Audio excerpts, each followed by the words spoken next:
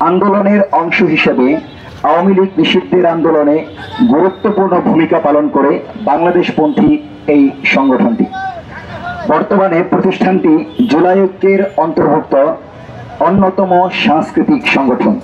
দেশের চলমান রাজনৈতিক পরিস্থিতিকে সামনে রেখে আজকের সংবাদ সম্মেলনে জুলাইয়ের তরুণ মূলত তিনটি দাবি উত্থাপন করছে।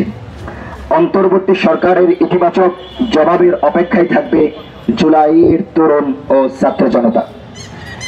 ১ নম্বর দাবি, জুলাই বিপ্লবকে পূর্ণাঙ্গ স্বীকৃতি দিয়ে জুলাই সনদ এবং জনগণের আকাঙ্ক্ষার পূর্ণ প্রতিফলন ঘটিয়ে জুলাই ঘোষণাপত্র আগামী 10 কর্মদিবস, আগামী 10 দিন অর্থাৎ পূর্ব ঘোষিত নির্ধারিত সময়ের মধ্যেই দিতে হবে।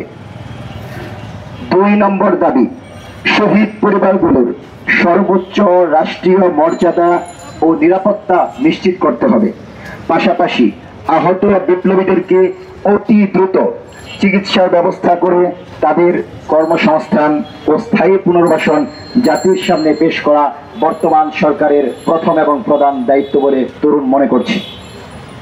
৩ নম্বর দাবি, নির্বাচনের তফসিল ঘোষণার পূর্বেই জুলাই কেন্দ্রিক সকল বিচার সুষ্ঠুভাবে শেষ করতে হবে, নচেত তফসিল বিপ্লবীদের জন্য হুমকির কারণ হয়ে দাঁড়াবে।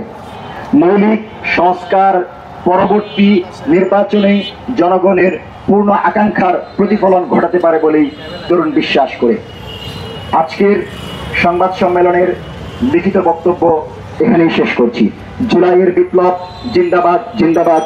জুলাই আমার প্রেরণা, দিতে হবে ঘোষণা। আগত সকল সাংবাদিক বন্ধুদেরকে অসংখ্য ধন্যবাদ।